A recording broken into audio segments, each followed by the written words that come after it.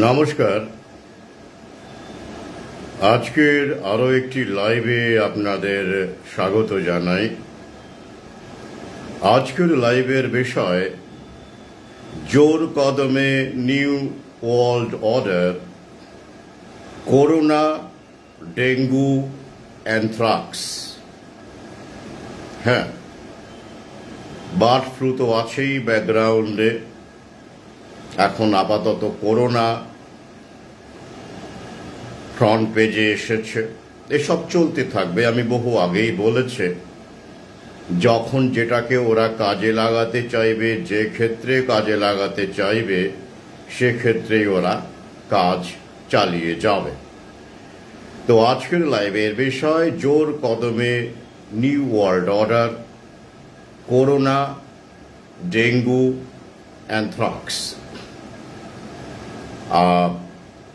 আগ্রহী মননশীল পাঠক সহযোদ্ধাদের জানাই, আগামী দু একদিনের মধ্যে আরও দুটো অত্যন্ত গুরুত্বপূর্ণ লাইভ করব। সময়ের অভাবে দুদিন আসতে পারিনি, ব্যস্ত ছিলাম। তো সেই দুটি লাইভের বিষয়, একটি লাইভ এরকম,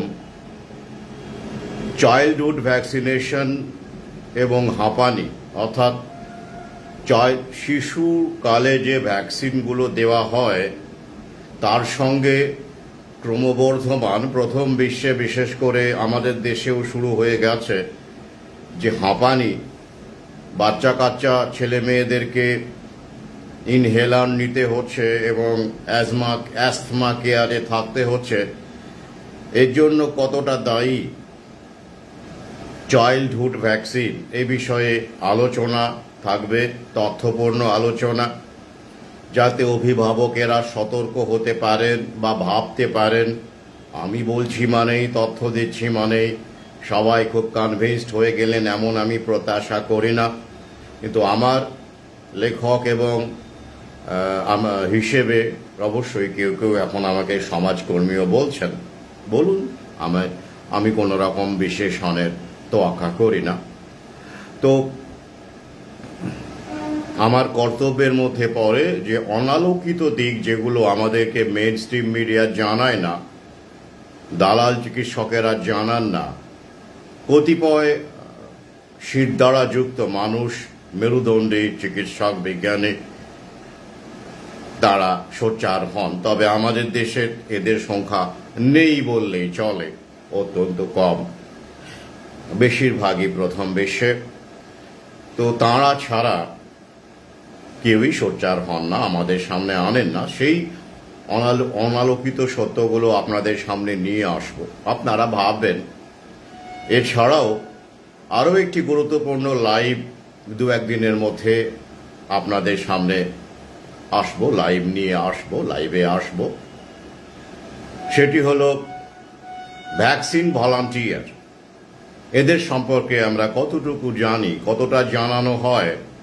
আগে ঠিক ধরেছেন, যারা নিজে থেকে ভলান্টিয়ার হিসেবে ভ্যাকসিন ট্রায়ালে যোগ দেন এবং শরীরে অমৃতই বলুন আর বিষ বলুন ধারণ করেন, গিনিপিগ হন, হিউম্যান ট্রায়ালে অংশগ্রহণ করেন, তারা কি সত্যি ভলান্টিয়ার? তাদের জীবনে কি ঘটে? তারা কেমন মানুষ? তারা কি সচেতনভাবে স্বাধীন মতামতের উপর ভিত্তি করে ট্রায়ালে অংশগ্রহণ করেন, না তারা বাধ্য হন, পরিস্থিতির চাপে বাধ্য হন? এই সব বিষয়ে একটি গুরুত্বপূর্ণ লাইভ করব আপনাদের জন্য, যাদের নিয়ে আমাদের দেশে কোনো ডকুমেন্টারি, কোনো আলোচনা কিছুই হয় না। তো সেই বিষয়ে আমার মনে হয় এটা আমার কর্তব্য যে ভ্যাকসিন আপনারা নিচ্ছেন, বিশ্বাস করে নিচ্ছেন, তো সেই ভ্যাকসিন ট্রায়ালে যারা অংশ নেন তাদের উপর দিয়ে কি যায়, তারা কেন অংশ নেন, তাদেরকে কতটা ব্যবহার করা হয়, কতটা অপব্যবহার করা হয়, সেই সব তথ্য। যাই হোক, আজকের লাইভের বিষয় নতুন বিশ্ব ব্যবস্থা জোর কদমে চলছে, করোনা, ডেঙ্গু, অ্যানথ্রাক্স।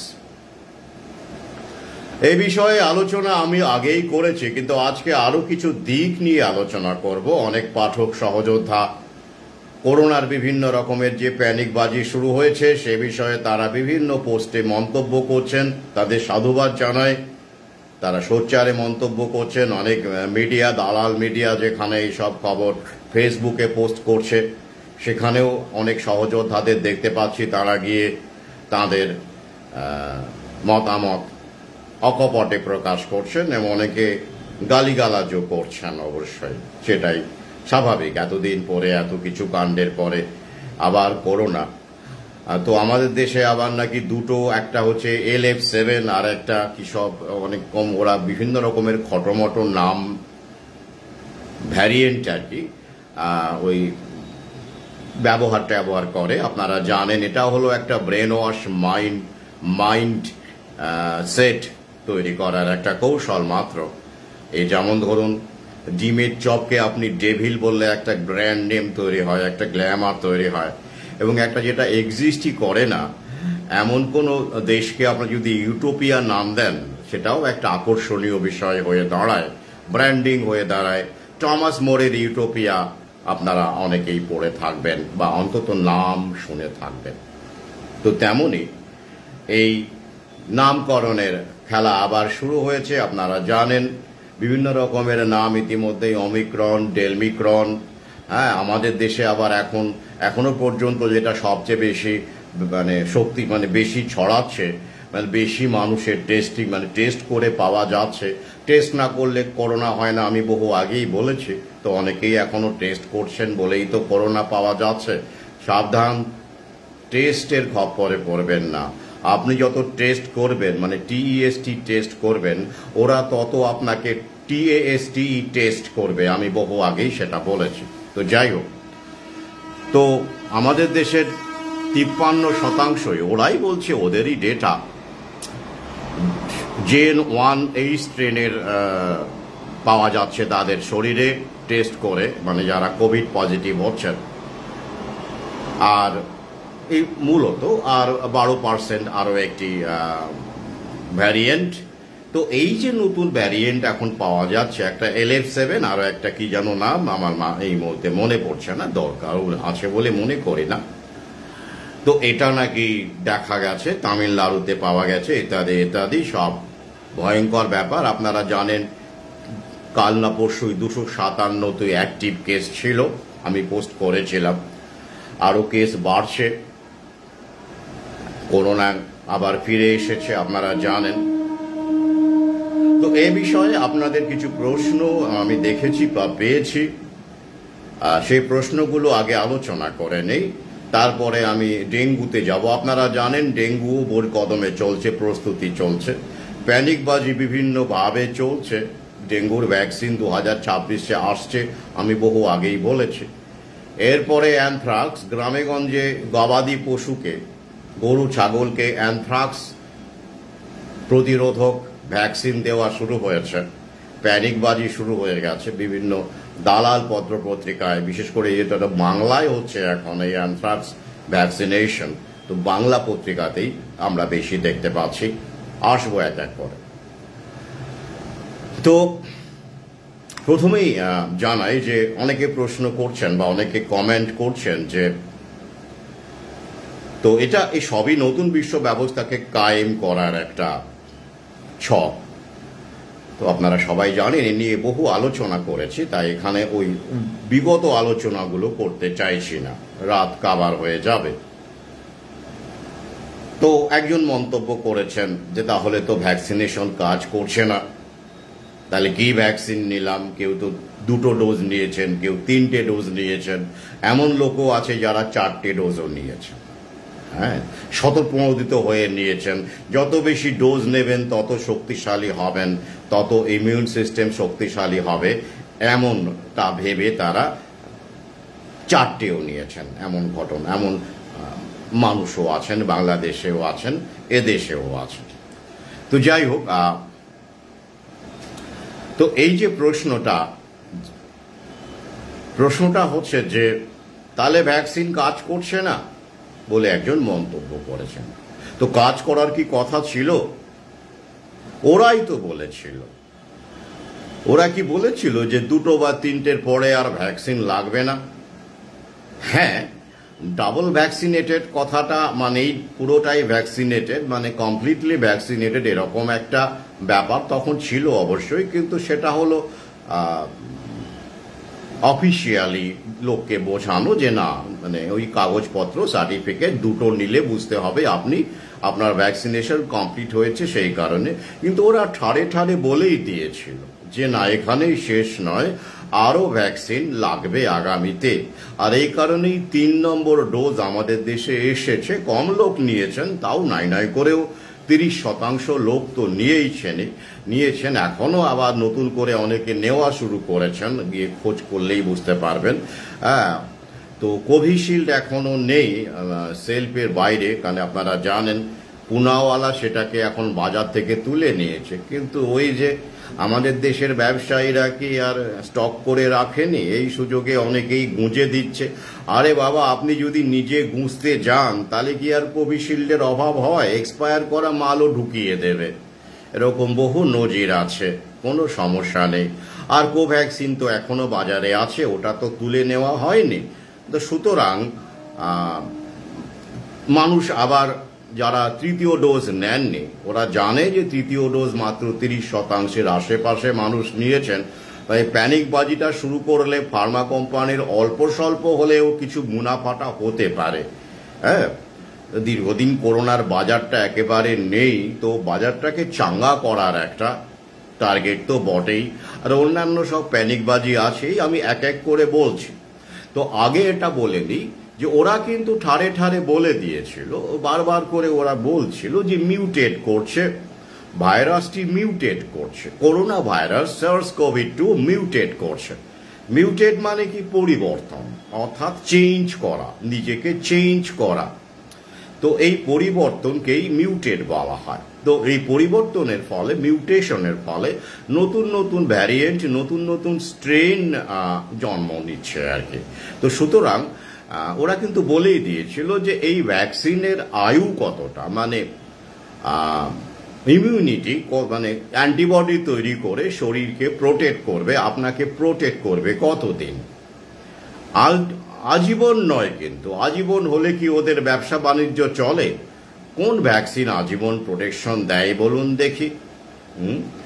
তো যাই হোক, তো বিশেষ করে আবার এই যে ফ্লু ভ্যাকসিন, ফ্লু মানে সর্দি কাশির ভ্যাকসিন, আপনারা তো জানেন সর্দি কাশি আর যে ফ্লু সেটা সবচেয়ে বেশি হারে মিউটেট করে, আপনারা জানেন। RNA ভাইরাস, বিশেষ করে ফ্লু ভাইরাস, RNA ভাইরাস মানেই তাড়াতাড়ি মিউটেট করবে এমন নয়। RNA ফ্লু ভাইরাস যদি হয়, DNA ভাইরাসের তুলনায় অনেক বেশি মিউটেট করে।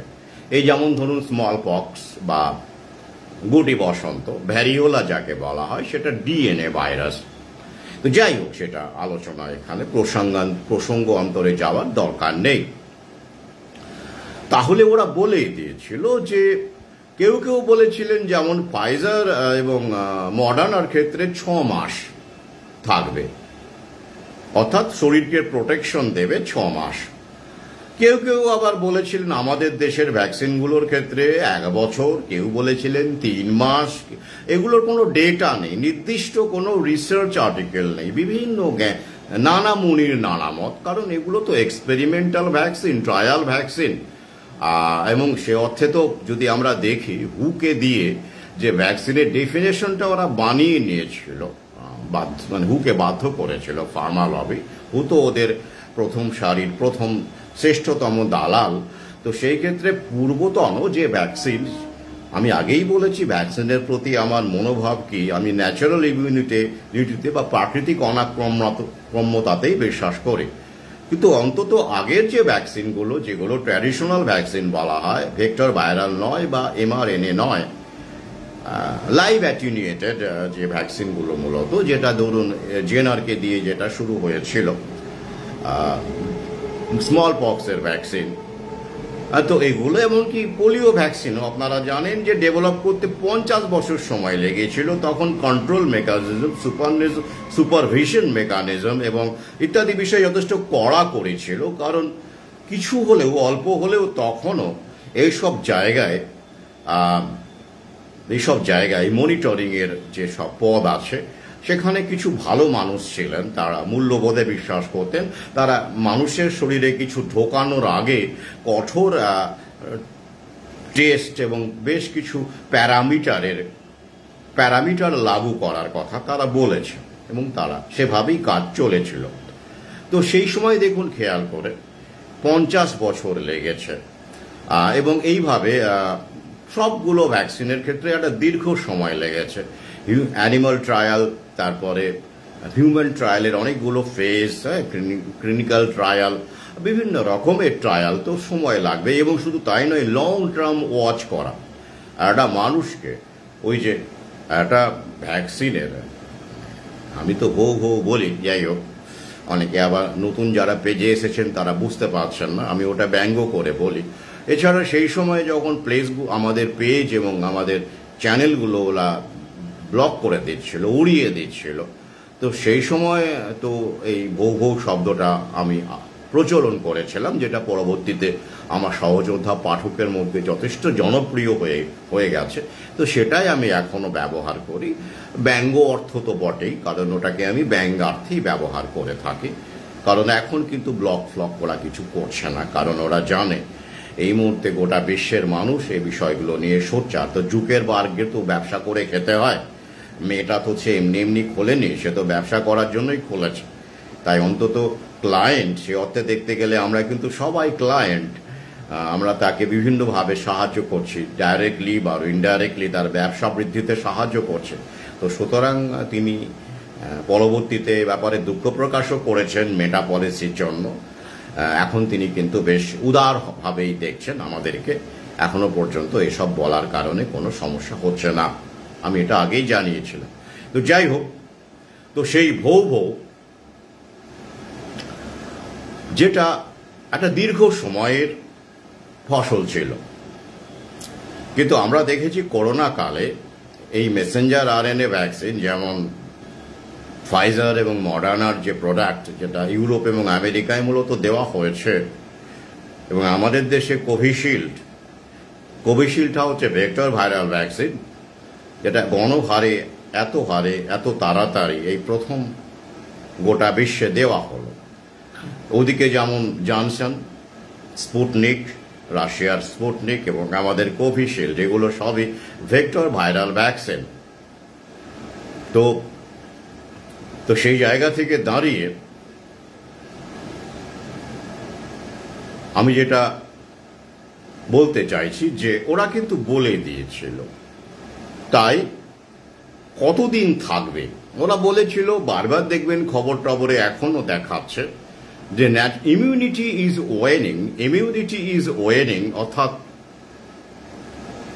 ইমিউনিটি, অনাক্রম্যতা কমে যাচ্ছে, ধসে যাচ্ছে, হ্রাস পাচ্ছে। ওয়েন মানে হ্রাস পাওয়া, পতিত হওয়া, পতনের দিকে যাওয়া। তো তাই করোনা আবার ফিরে এসেছে, সিম্পল ব্যাপার। তাই এসব ভ্যাকসিন কখনোই লাইফ লং ভ্যাকসিন নয়, প্রশ্নই আসে না। যেমন করে আপনি মোবাইল রিচার্জ করেন, আপনার রিচার্জ কি লাইফ লং হয়? আপনার ফোনটাই লাইফ লং নয়, 2-3 বছর পরেই ঝোলাতে শুরু করে স্মার্টফোন। কোনো প্রোডাক্টই তো এখন লাইফ লং নয়। তো এই কারণে ভ্যাকসিনটাও লাইফ লং নয়। তাই আমি আগের লাইভগুলোতে বলেছি যে সেকেন্ড জেনারেশন ভ্যাকসিন আসছে, করোনা ভ্যাকসিন আসছে, জোর কদমে ট্রায়াল চলছে। ট্রায়াল তো ওদের করতেই হবে, লোক দেখানোর ট্রায়াল। এছাড়াও ট্রায়ালের অনেক কারণ আছে, ওরা ট্রায়াল কেন করে, কোন বিষ কতটা কাজ করছে, কত সঙ্গে সঙ্গে কাজ করলে আবার বিপদ, কতটা স্লোলি কাজ করছে। হ্যাঁ, এখন বিভিন্ন রকমের ম্যানুভারিং ওদেরকে জানতে হয়, বুঝতে হয়, এবং ওরা করে আর কি। তো এই জন্যই ট্রায়ালটা অত্যন্ত জরুরি। একদিকে প্রোটোকল মেনটেন হয়, অপরদিকে কতটা সার্থক হলো বায়ো ওয়েপন। হ্যাঁ, ভৌকে আমি সেভাবেই দেখি আর কি, ওটা বায়ো ওয়েপন, তো সেটা ওরা দেখে নিতে পারে আর কি। তো এই জন্যই জোর কদমে চলছে। তাহলে আগে দেখবেন যে ভ্যাকসিনগুলো লং টার্ম ট্রায়াল হতো, 10 বছর 15 বছর একটা মানুষকে দেওয়ার পরে, অ্যাডমিনিস্টার করার পরে 10 বছর পরে সে কেমন আছে, 15 বছর পরে সে কেমন আছে, তার শরীরে কোনো প্রতিক্রিয়া ঘটলো কিনা এসব দেখা হতো। তখন মেকানিজম অনেক টাফ ছিল। তখন বললাম না, কিছু মানুষ ছিলেন যারা এইসব পদে ছিলেন, যারা এগুলো মনিটর করতেন। তো সেগুলো তারা এখন নেই, তারা গত। এখন সব দালালের রাজত্ব। সিডিসি বলুন, হু বলুন, আমাদের তো ICMR বলুন, ও সর্বত্রই একই খেলা আর কি শুরু হয়ে গেছে, সেটা আপনারা জানেন।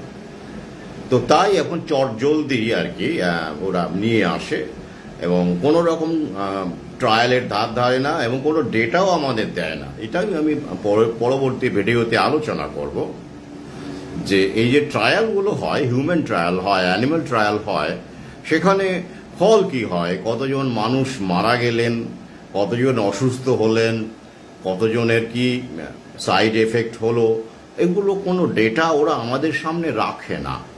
অথচ রাখা উচিত ছিল। কেন রাখবে?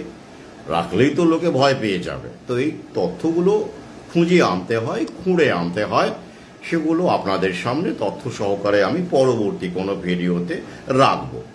তাহলে আমি আগের ভিডিওতেই বলেছি, এবার যে সেকেন্ড জেনারেশন ভ্যাকসিন আসছে সেটি নিউক্লিও ক্যাপসিড ভ্যাকসিন বটে, অর্থাৎ দুটো মানে একাধিক প্রোটিনের বিরুদ্ধে আর কি। করোনা ভাইরাসের যে একাধিক প্রোটিন, বাইরের যে স্পাইক প্রোটিন, আউটার লেয়ারের যে প্রোটিন সেটাও, এবং তার সঙ্গে যে নিউক্লিয়াসে থাকে আর কি সেখানকার প্রোটিন, নিউক্লিও ক্যাপসিড প্রোটিন। তো এই দুটো প্রোটিন মূলত টার্গেট করে এবার ভ্যাকসিন আসছে, সেটা হলো নেক্সট জেনারেশন ভ্যাকসিন বা সেকেন্ড জেনারেশন ভ্যাকসিন। তো সেটা ওরা জল মেপে নিচ্ছে, মানুষ কতটা এখন ভয় টয় পাচ্ছে এবং বুস্টার কতজন নিচ্ছে ওদের কাছে। তো সব ডেটা এখন তো জানেন ফোনে সব রেকর্ড হয়ে যায়। তো ওরা দেখে নিচ্ছে যে বুস্টার কত লোক এবার এসব করোনার প্যানিক, এখনো প্যানিকবাজি কিন্তু চলবে, সবে আর্লি স্টেজে আছে, ইস টু আর্লি, এখনো অনেকটা চলবে, কয়েক সপ্তাহ ওই প্যানিকবাজি চলবে। কারণ ডেঙ্গুর ভ্যাকসিন আসতে দেরি আছে। ডেঙ্গুর প্যানিকটা মোটামুটি বাড়বে, শুরু হয়ে গেছে ইতিমধ্যে, আমি আসবো। এটা মোটামুটি ধরুন জুন থেকে একটা বড় অনেক বৃষ্টি, বর্ষাকাল, এখনো টুকটাক বৃষ্টি হচ্ছে। ডেঙ্গু তো বেড়ে গেছে ইতিমধ্যে, আপনারা জানেন উত্তরপ্রদেশ টপে আছে। তো সেগুলো ওরা করবে, কিন্তু তার আগে এই মোটামুটি এই জুনের 15 তারিখ পর্যন্ত অন্তত এই করোনার ভয়ঙ্কর ব্যাপারটা, প্যানিকবাজিটা একটু ওরা জল টল মেপে নেবে এবং ওরা দেখে নেবে, সার্ভে করে নেবে। ডিজিটাল সার্ভে তো চলছেই এবং অন দ্য গ্রাউন্ডও ওদের লোকজন আছে, ডাক্তারবাবুরাও আছেন, তারাও দেখবেন, তাদের মাঝেও খবর। তারা তো একদম জনগণের মধ্যে থেকে প্রথম শ্রেণীর দালাল, ব্যতিক্রম নমস্য।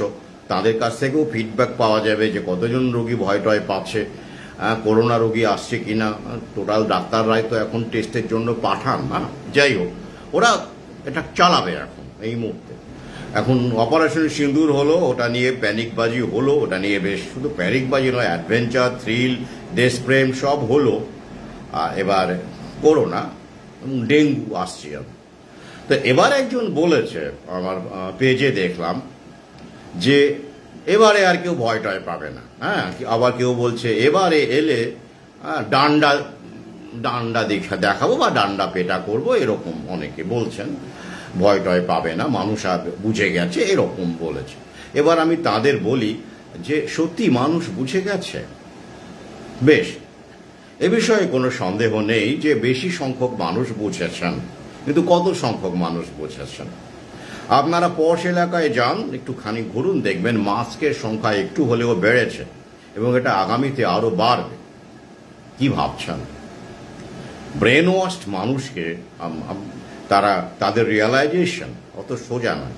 এই তাছাড়া আরো একটা গল্প এখানে আছে। যারা বলছেন যে মানুষ আর ভয় পাবে না, মানুষ বুঝে গেছে, এই মানুষের মধ্যে কি আপনিও আছেন? তো আমি ধরে নেব তো আপনিও আছেন, তাই না? নাকি আপনি বাদ দিয়ে? আপনিও আছেন। এবার বলুন দেখি, সত্যি করে রাস্তায় যদি পুলিশ ডান্ডা নিয়ে মাস্ক বিধি অ্যাপ্লাই করে আগের মতো, লকডাউনের গল্প বাদ দিলাম, লকডাউন হলো না ধরো, লকডাউনের গল্প এখন এই মুহূর্তে নেই। প্যান্ডেমিক ট্রিটিটা হোক, এখনই উতলা হলে চলবে? ওরা জল মাপছে। তো ধরুন কোনো এলাকায় ওরা এরকম নামালো যে না, ওখানে করোনা সত্যিই বেড়েছে, ওখানে মাস্ক বিধি অ্যাপ্লাই করতেই হবে, করোনা বিধি অ্যাপ্লাই করতেই হবে। সে এলাকায় আপনি থাকেন, এবার আপনি মাস্ক ছাড়া বেরিয়েছেন, এবার পুলিশ আপনাকে ডাকলো বা ধরলো, তখন আপনি কি করবেন? প্রতিবাদ করবেন? আমার এরকম বহু দেখা আছে। কতিপয় লোকজন ছাড়া কেউ কি করবেন? আপনি 99.99% ক্ষেত্রে আপনি মাস্কটা পরে নেবেন। কেন? আপনার বউ বলেছে, আপনজন বলেছে। ঝামেলা কেন করছো? ঝামেলা করে কি হবে? কি দরকার? শান্তিপূর্ণ পিসফুল লাইফ, এটাই আপনার জীবনের লক্ষ্য তো? আগে হ্যাঁ, শান্তিপূর্ণ পিসফুল লাইফ, বাংলা এবং ইংরেজি দুটোই বললাম। তাই ওই মানুষ বুঝে গেছে, ওসব আমি বহু ভালো করে জানি। এরকম বহু মানুষ, বুঝে যাওয়া মানুষকে দেখেছি আমি, আমার ব্যক্তিগত জীবনে কাছ থেকে দেখেছি। পরিস্থিতি এলেই ঠিক তুলে নেবে। বুঝাতে পেরেছি? অর্থাৎ পুলিশকে যদি আবার মাস্ক বিধি অ্যাপ্লাই করতে বলা হয়, 99% মানুষ মাস্ক মুখে তুলে নেবেন। আমি দায়িত্ব নিয়ে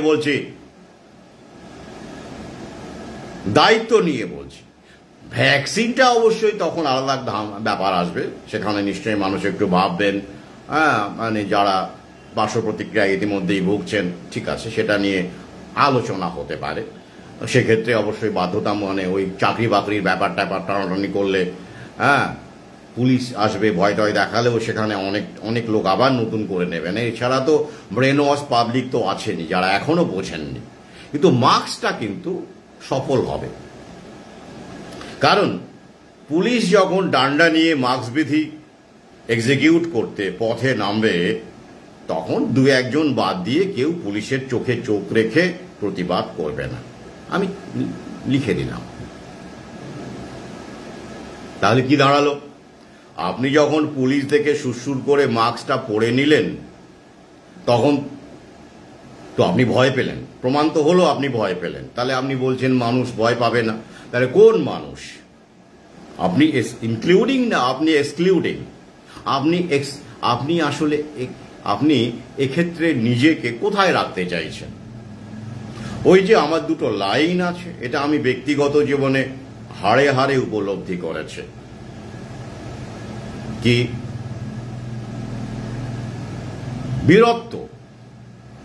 বীরত্ব যা আপনি অন্যের কাছে আশা করেন, বীরত্ব আপনি অন্যের কাছে আশা করেন, কাপুরুষত্ব যা দিয়ে আপনি নিজেকে সুরক্ষিত করেন, মানে আপনি ভাবেন আপনি সুরক্ষিত হচ্ছেন, ওটা উদ্ধৃতির মধ্যে আছে। আরো একবার বলি, বীরত্ব যা আপনি অন্যের কাছে আশা করেন, কাপুরুষত্ব যা দিয়ে আপনি নিজেকে সুরক্ষিত করেন। কিরকম? আপনি আশা করেন অন্যেরা প্রতিবাদ করবে, পুলিশের চোখে চোখ রেখে বলবে মাস্ক পরবো না, যা করার করে নিন, পারলে পুলিশকে পাল্টা কেলিয়ে দেবে। আপনি এরকম বীরত্ব আশা করেন, নিজে করবেন না কিন্তু অন্যের কাছে আশা করেন। এটা মানুষের বৈশিষ্ট্য, বিশেষ করে আমাদের বাঙালিদের বিশেষ করে বৈশিষ্ট্য। আর আরো ভালো করে বললে ভদ্রলোকদের বৈশিষ্ট্য। আমরা তো সবাই ভদ্রলোক। আমাদের ভদ্রলোক থেকে কেউ কেউ একটু অন্যরকম ভাবছি, চেষ্টা করছি কিছু করার। এই পর্যন্ত বেসিক্যালি শিক্ষায় দীক্ষায় চিন্তনে আমরা আসলে ভদ্রলোকই তো বটে। তাহলে আর আপনি কাপুরুষ হয়ে মাস্কটা মুখে সেঁটে নেবেন, থুতনির নিচে থাকলে তুলে নেবেন, তুলে নিয়ে নিজেকে পুলিশের ডান্ডা থেকে সুরক্ষিত করবেন, ভাববেন বড্ড বাঁচা বেঁচে গেছি। বউও খুব খুশি, হ্যাঁ গো তুমি ঝামেলায় যাওনি, বা খুব ভালো করেছ। কি দরকার বলো তো?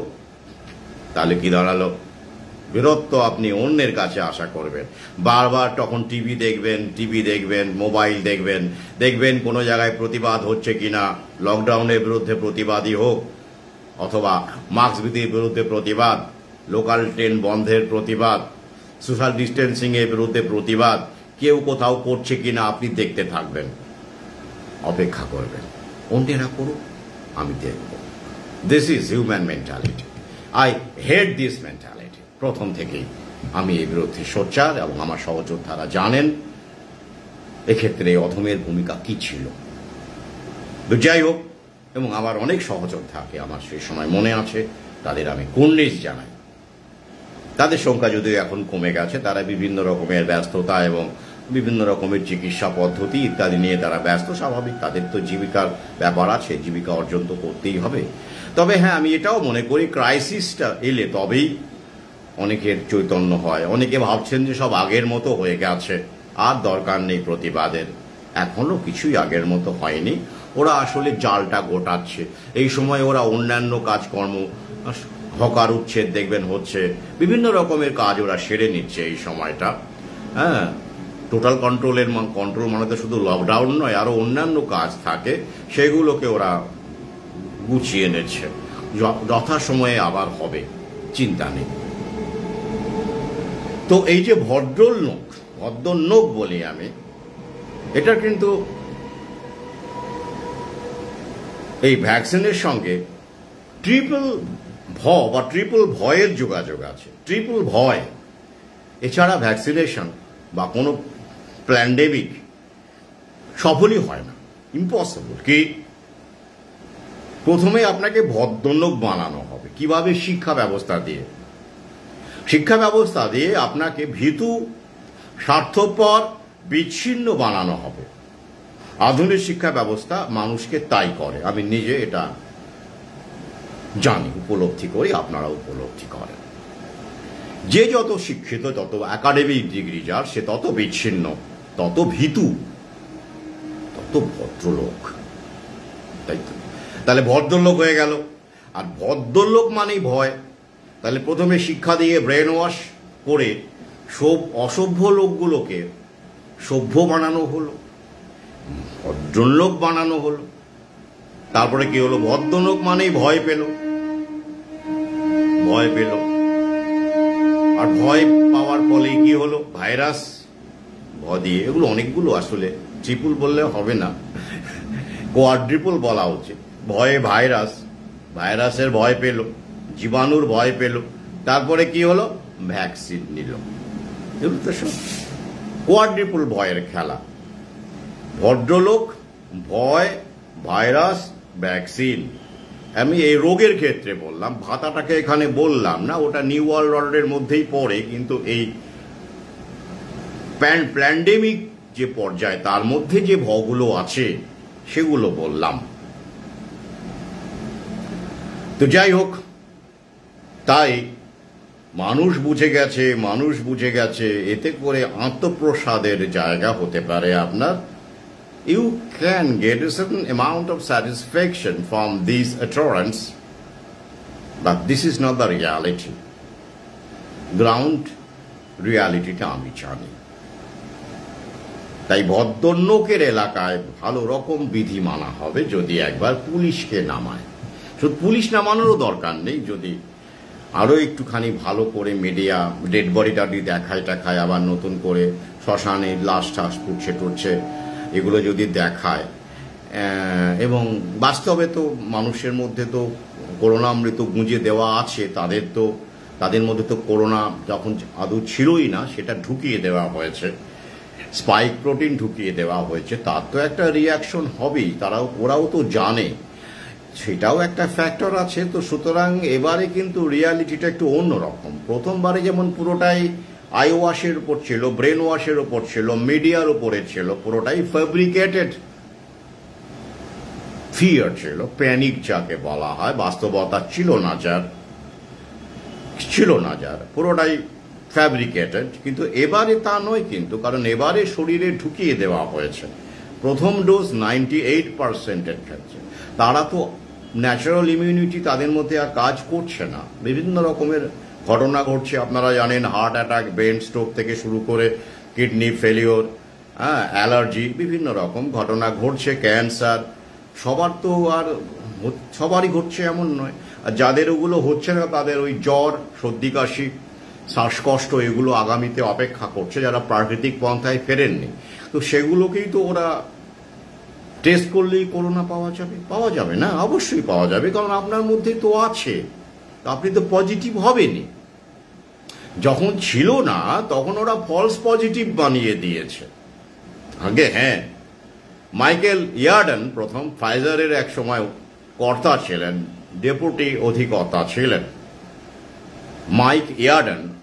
তিনি এই প্রথম ফলস পজিটিভের কথা বলেন আগে। হ্যাঁ, একজন প্রতিবাদী ব্যক্তিত্ব যিনি ফাইজারের মতো সংস্থায় কাজ করা সত্ত্বেও মুখ খোলেন। তো যাই হোক, কিন্তু এবারে ফলস পজিটিভের দরকার পড়বে বলে আমার মনে হয় না, কারণ থাকবে এবারেও ফলস পজিটিভের ইনস্ট্যান্স ওরা ব্যবহার করবে, কোনো সন্দেহই নেই, কিন্তু মাত্রাটা কম হবে, কারণ এবারে মানুষের মধ্যে ঢুকিয়ে দিয়েছে ওরা, এবং সেইটা তো তার কাজ করবেই। সবাই তো আর চলে যাবেন না হার্ট অ্যাটাক, ব্রেন স্ট্রোকে, তাদের অন্যান্য সমস্যা হবে। এই যে ফ্লু, ক্রনিক, অনেকেরই সর্দি কাশি আগে যেমন সহজে সেরে যেত, এখন কিন্তু সারছে না। অনেকেরই শ্বাসকষ্ট হচ্ছে, আবার তাদের অনেকে স্টেরয়েড নিতে হচ্ছে, কিছুদিন ভালো থাকছেন, আবার শ্বাসকষ্ট হচ্ছে, এরকম কিন্তু শুরু হয়ে গেছে, আমার কাছে খবর আছে। তো সেগুলোকেই ওরা করোনা বলে দাগিয়ে দেওয়া বলবো না, ওটা তো সত্যিই করোনা। আগে যেটা ছিল মিথ্যে, এবার তো সত্যিকারের হবে। এগুলো বহু আগেই আমি বলেছি, ওরা ক্ষেত্র প্রস্তুত করে রেখেছে। আর তখন 2021 জানুয়ারি মাসে আমাদের দেওয়া হয়েছিল আমাদের দেশে, তাই তো আপনারা জানেন, 14-15 এরকম সময় থেকে 2026 জানুয়ারি মাসের মাঝামাঝি কিন্তু প্রথম ডোজের 5 বছর পূর্ণ হচ্ছে। খুব গুরুত্বপূর্ণ সময়। 5 ইয়ার্স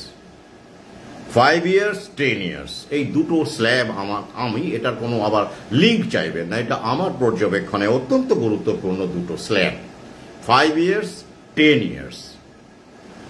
তো সেই জায়গা থেকে দাঁড়িয়ে খেয়াল করে দেখুন, 2021 জানুয়ারি মাসে যখন ওরা ভৌটা দিল, করোনামৃত দিল, সেটা কাউন্ট করে 2030 পর্যন্ত 10 বছর হয়। এজেন্ডা 2030, আপনারা জানেন যে নতুন বিশ্ব ব্যবস্থার যে টার্গেটটা আছে, যে 2030 মধ্যে ওদের লক্ষ্যমাত্রা ইচ্ছে ছিল পুরোটাই পূর্ণ করার, কিন্তু সেটা ওরা পারবে না, ওটা পিছিয়ে গেছে। কিন্তু অন্তত 60% লক্ষ্যমাত্রা ওরা রেখেছে। সেটাও পারবে কিনা আমার সন্দেহ আছে, বিশেষ করে যেখানে ভদ্রলোকের বাস কম সেসব এলাকায়। কিন্তু ওরা টার্গেট রেখেছে। তাহলে 2030, এজেন্ডা 2030, ওরা 10 বছর পূর্ণ হচ্ছে। তাহলে হিসেব করে দেখুন, তাহলে 5 বছরটা কেন ইম্পর্টেন্ট আমি বলছি। হ্যাঁ, বহু ভেবেচিন্তেই ওরা দিয়েছে। তো এখন দেখবেন মেন স্ট্রিম মিডিয়াতেও খবর হচ্ছে যে হ্যাঁ, ফাইজার মডার্নাতেও ট্যাগ লাইন লাগিয়ে দেওয়া হচ্ছে যে পেরিকার্ডাইটিস, মায়োকার্ডাইটিস হতে পারে, হার্টের প্রবলেম হতে পারে। এই সবই তো এখন মেন স্ট্রিম মিডিয়া, এবং কোভিশিল্ড নিয়েও বহু খবর মেন স্ট্রিম মিডিয়াতে এসেছে। কেন? এই নিয়ে আমি পোস্ট দিয়েছি, কারণ হার্ট অ্যাটাকের প্রতিরোধেও ভ্যাকসিন ট্রায়াল চলছে, এসে যাবে। পাশাপাশি ওই যে করোনার জন্যই হার্ট অ্যাটাক হচ্ছে, ওরা তো বলবে লং কোভিডের জন্য হচ্ছে। মিডিয়া যতই বলুক, তখন নতুন তত্ত্ব ওরা নিয়ে আসবে, বা এরকম নিয়ে আসবে যে ঠিক আছে, এখন তো কিছু করার নেই, হার্ট অ্যাটাকটা তো রুখতে হবে, তার জন্য এই ড্রাগ নিন বা এই ভ্যাকসিন নিন, সেকেন্ড জেনারেশন ভ্যাকসিন নিন। এই সেকেন্ড জেনারেশন ভ্যাকসিনে বা নেক্সট জেনারেশন ভ্যাকসিন নিয়ে আমরা আগেকার যে ভ্যাকসিন তার টক্সিসিটি বা তার ক্ষতিকারক দিকগুলোকে আমরা নির্মূল করতে পারবো, এমনটাই আমরা রিসার্চ করে বানিয়েছি। অর্থাৎ আপনাদের এরকম বিশ্বাস দেওয়া হবে, তৈরি থাকুন, যে আগেকার যে ডোজগুলো যার ফলে হার্ট অ্যাটাক, ব্রেন স্ট্রোক ইত্যাদি হচ্ছে, তো সেগুলোকে নিউট্রালাইজ করার ক্ষেত্রে দারুণভাবে কাজ করবে এই সেকেন্ড জেনারেশন ভ্যাকসিন। এবার কি বুঝলেন? নেবেন না? অনেকেই নেবেন, কারণ এখনো বহু কিছু আমাদের দেখতে হবে, এবং যেগুলো রিয়ালিটিতে ঘটবে। পুরোটা মিডিয়ার বানানো হবে না, যেটা প্রথম বারের ক্ষেত্রে আমরা দেখেছিলাম পুরোটাই মিডিয়ার বানানো ছিল, এবং সেটা তো আমরা জানি টিকটিকিকে ডায়নোসর করে দেখানো। কিন্তু এবার কিন্তু কিছু একটা ঘটবে, এবং সেটা ঘটছেও, সেটা ওরাও জানে।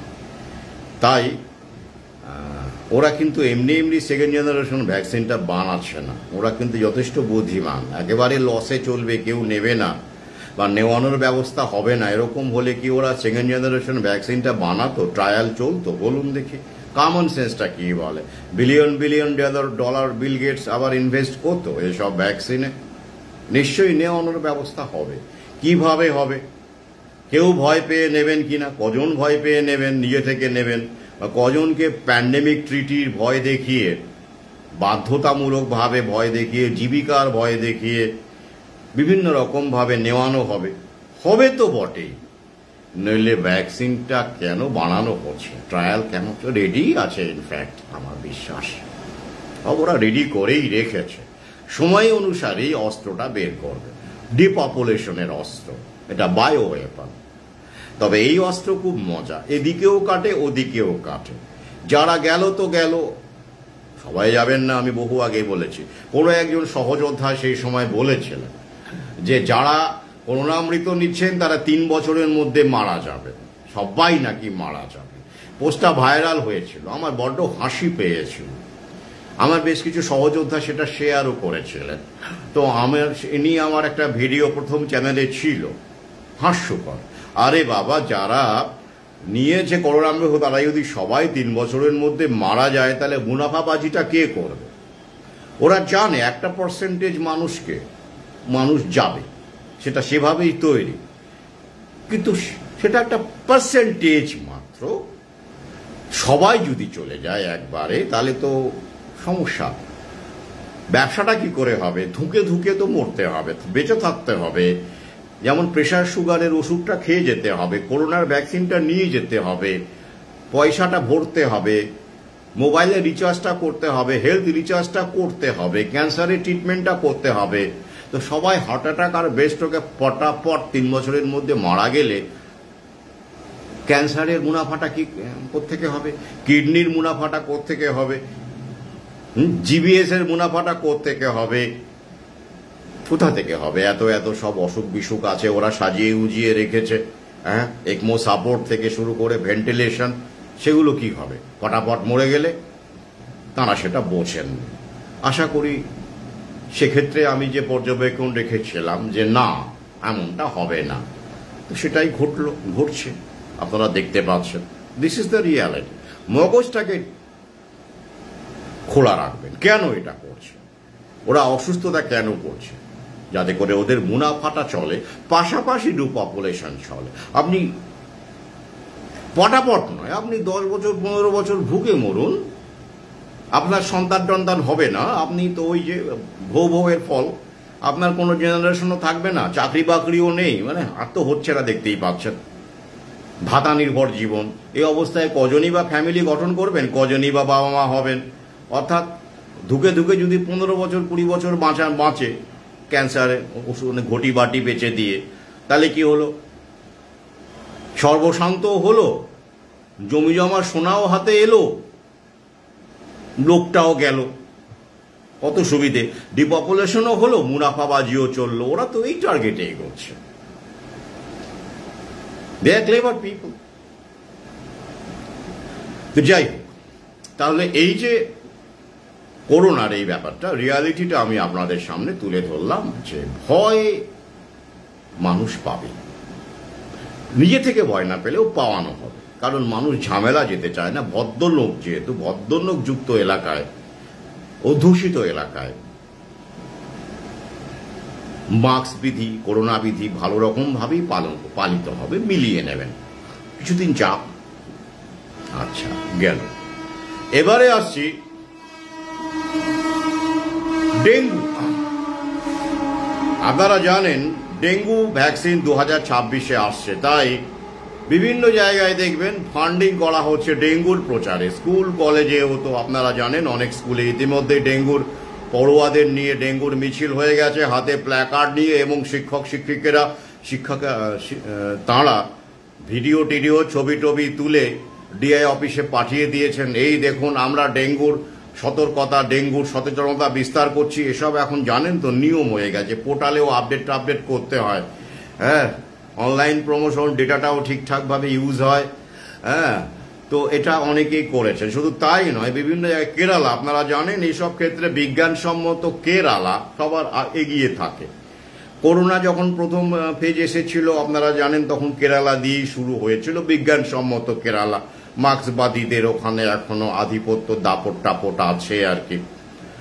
তো সেই কেরালা, বিজ্ঞানসম্মত কেরালাতেও আবার দেখবেন করোনা বাড়ছে ব্যাপকভাবে, তামিলনাড়ু, কেরালা।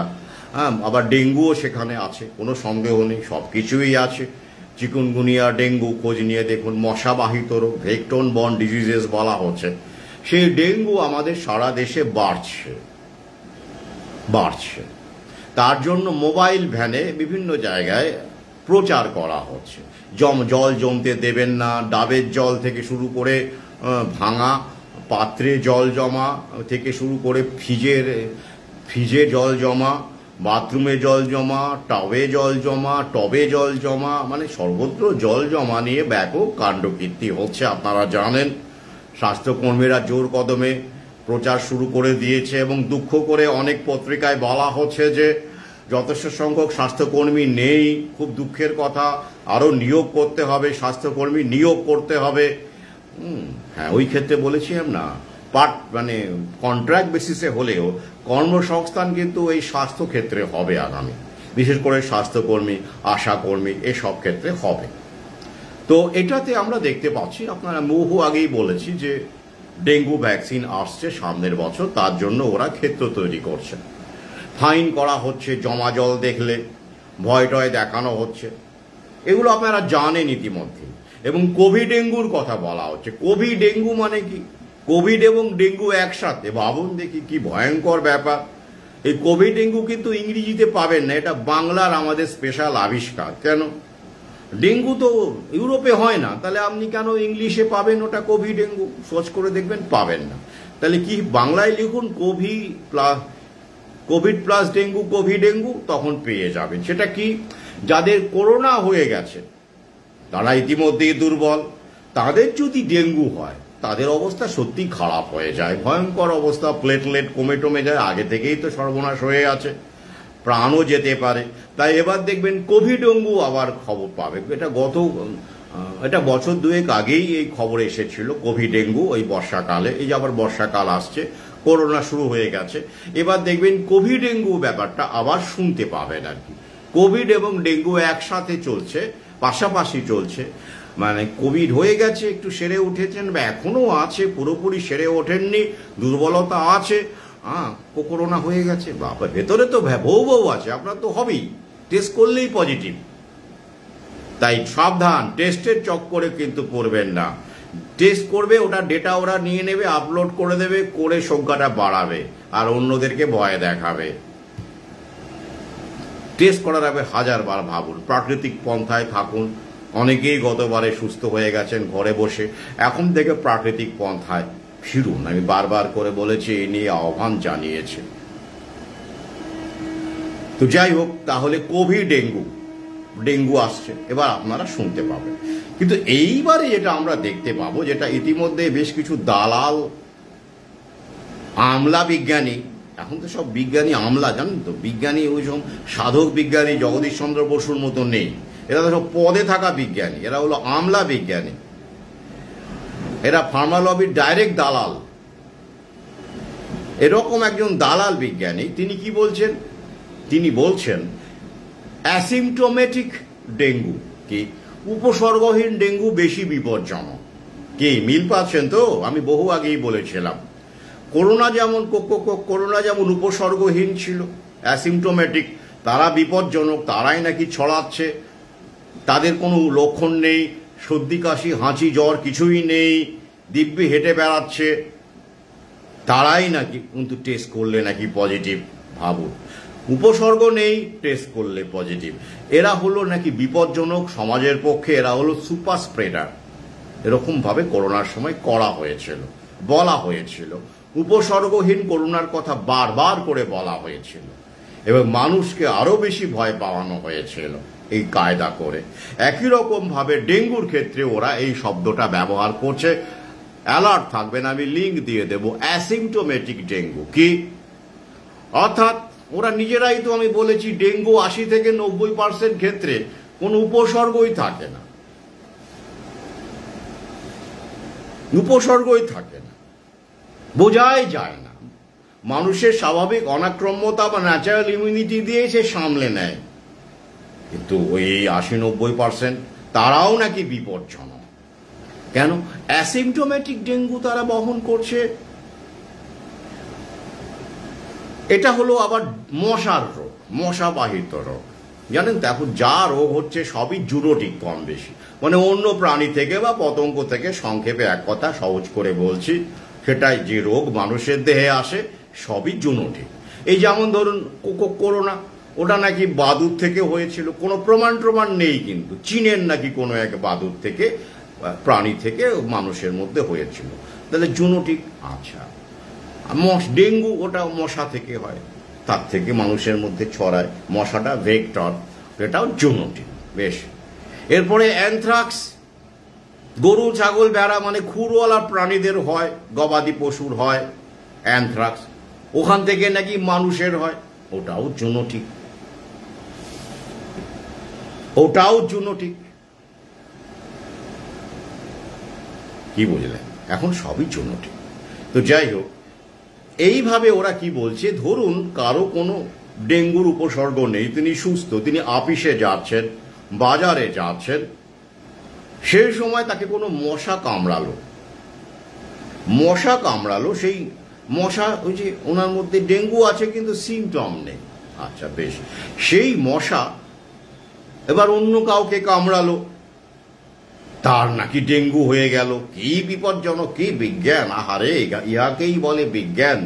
আমরা দেখেছি বামুরা পিপিই কিট পরে ডেড বডি পোড়াচ্ছিল, মানে করোনায় মৃত্যু যাদের হয়েছে। কেন? মৃতদেহ থেকে নাকি ভাইরাস ছড়ায়। ভাবুন কি বিজ্ঞান, ওরা মানুষকে অজ্ঞান করে দেওয়ার বিজ্ঞান। তা ওই ব্রেন ওয়াশ করলে যা হয়, তো সেটা দিয়ে বোকা বানিয়ে চলেছে।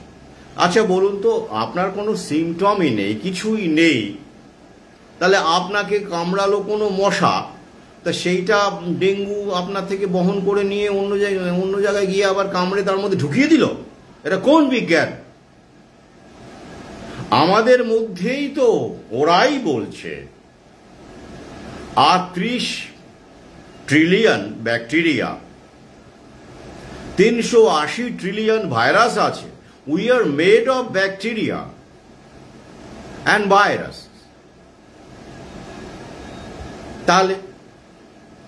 তাহলে আমরা মরে যাচ্ছি না কেন? কারণ আমাদের কোনো সিমটম নেই, আমাদের শরীরে তারা আছে, একটা সিম্বায়োসিসের মতো আছে।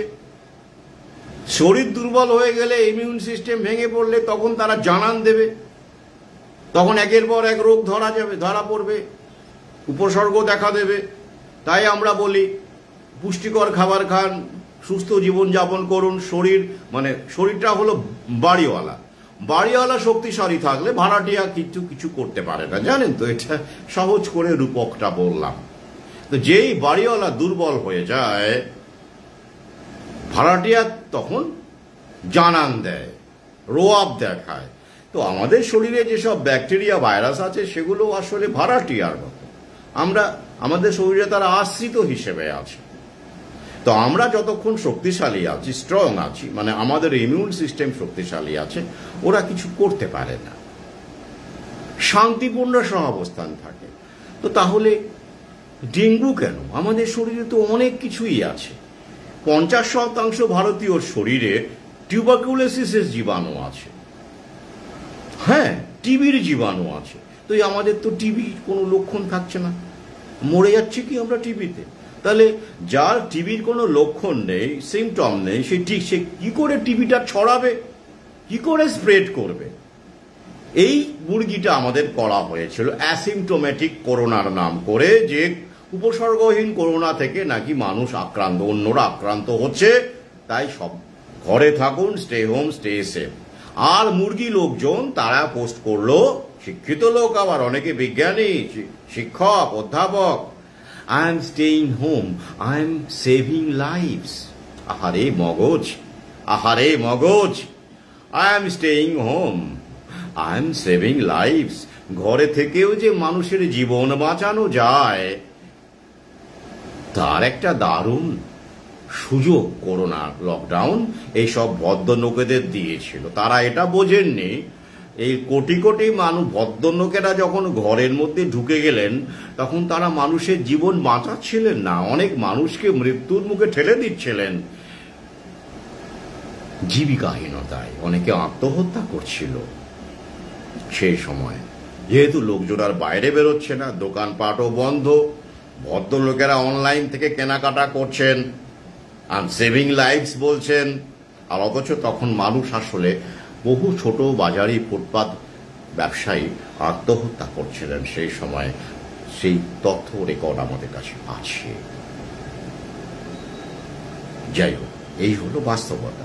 তাহলে অ্যাসিমটোমেটিক ডেঙ্গুও কিন্তু লোকজন খাবে, যেমন করে অ্যাসিমটোমেটিক করোনা মানুষ খেয়েছিল। সামান্য কুকুর, তার মধ্যে যদি জলাতঙ্কের কোনো, র্যাবিসের কোনো সিমটম না থাকে, শুধু নর্মাল থাকে, সে যদি কামড়ায়, ওই যে তাও আমরা তো ভয়ে ভয়ে বউ বউ নিয়ে নিই, কিছু হয় না। কুকুরটিকে তো আক্রান্ত হতে হবে। হ্যাঁ, ওই জন্য স্টাডি করার ব্যাপার থাকে, 10 দিন পর্যন্ত তাকে দেখতে হয় সে অসুস্থ। আগেকার ডাক্তারেরা কিন্তু এমনটাই বলতেন, আগেকার বিজ্ঞানীরা এমনটাই বলতেন। দালাল বিজ্ঞানী ডাক্তাররা এখন মঞ্চের অধিকার নিয়েছে, তারা বউটা বিক্রি করতে চায়।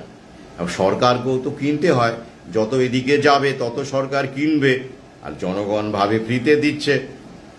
আবার এটাও আছে, অনেক জনগণ, শিক্ষিত জনগণ, তারা ভাবেন প্রাইভেটে নিলে ভালো কাজ হবে, সরকারে নিলে ভালো কাজ হবে না, তা বেশি দাম দিয়ে প্রাইভেট থেকে নিই, দারুণ কাজ হবে।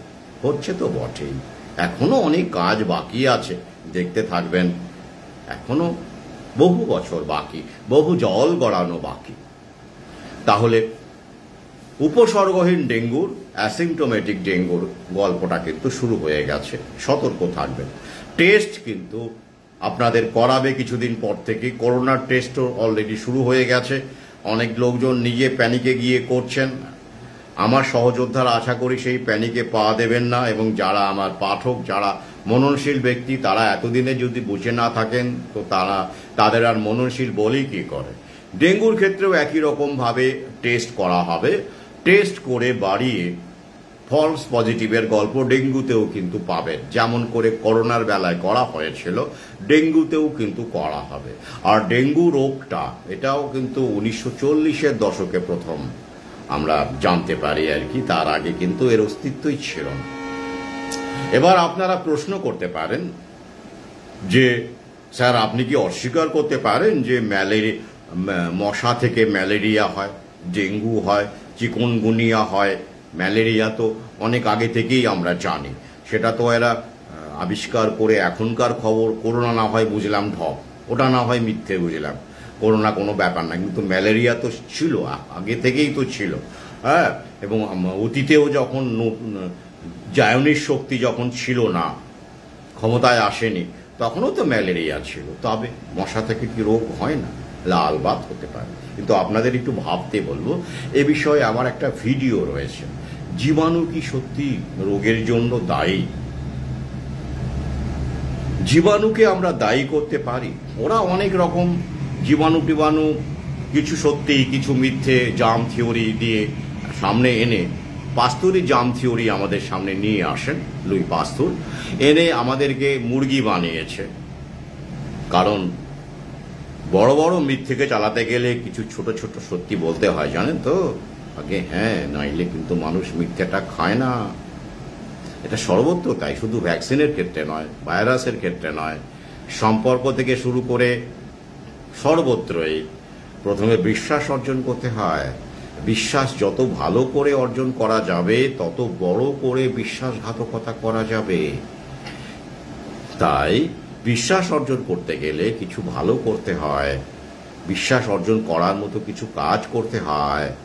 অন্তত যার সঙ্গে বিশ্বাসঘাতকতা করবেন, যাতে করে সে অন্তত বোঝে যে আপনি তার ভালো চান, এটা তার মাথায় ঢোকাতে হয়। তারপরে সে যখন আপনাকে বিশ্বাস করতে শুরু করেছে, আপনি যখন নিশ্চিত হচ্ছেন এই সেই সময় এসে গেছে, তারপরে আপনি আপনার অস্ত্রটি প্রয়োগ করলেন। তাই তো প্রথমে বিশ্বাস অর্জন করতে হয়। You have to win the trust of the victim. তাই আধুনিক বিজ্ঞানে যা কিছু সবকিছুই মিথ্যে, কোনো ভিত্তি নেই এমন নয়, কিন্তু সত্যি তো আছেই, কিছু তো আছেই। কিন্তু ওগুলো কেন ওরা ব্যবহার করেছে?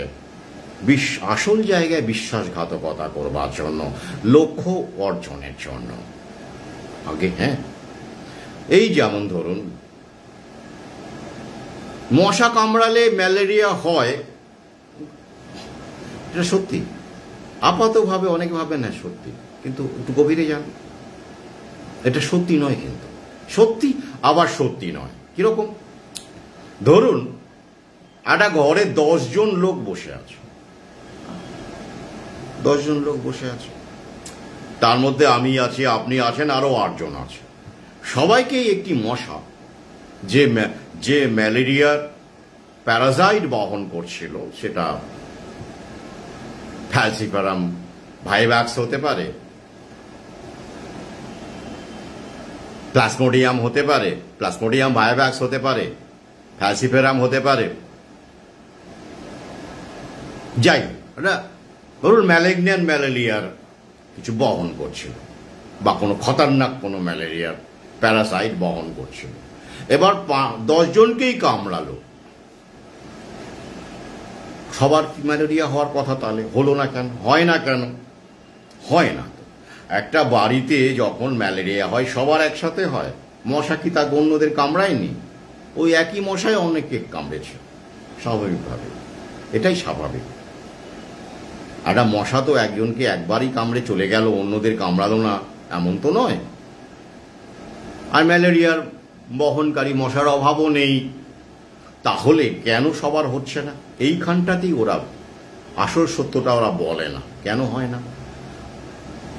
অনাক্রম্যতা, ন্যাচারাল ইমিউনিটি, অর্থাৎ আমাদের প্রকৃতি জন্মগতভাবে একটা রোগ প্রতিরোধক ক্ষমতা দিয়ে পাঠিয়েছে, ইনবিল্ট মেকানিজম, যা রোগের বিরুদ্ধে লড়াই করতে পারে, অ্যান্টিবডি তৈরি করতে পারে। সেটা হলো ন্যাচারাল ইমিউনিটি, প্রাকৃতিক অনাক্রম্যতা।